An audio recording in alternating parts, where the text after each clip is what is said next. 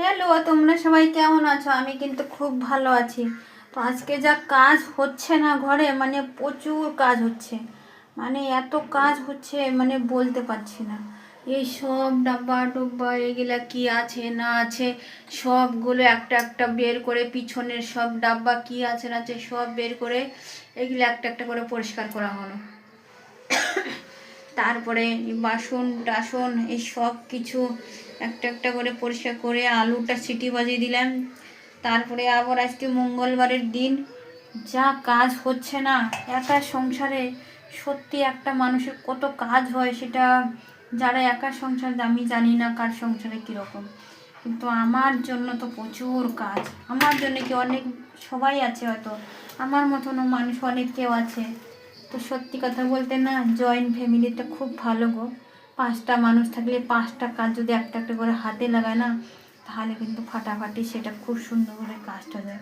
तो दोस्तों joint family बहुत अच्छी है। अकेली फैमिली ना बहुत मुश्किल है, बहुत। तो ये अकेली सारे कुछ करके फिर अपना शाम को काम फिर होगा। ये फिर पहाड़ों में गया था, तो ये देखो पहाड़ों से सारे साग उठाया और सारे मैंने पहाड़ से वीडियो तो मैंने अपलोड कर चुकी है, आपको दिखा दिया ना दोस्तों। तो वहाँ के ये सारे फिर वो तो उठा के लाया हूँ। तो पीयूष आ गया था, तो ये सारे बोतल उठा के लेके आया हूँ।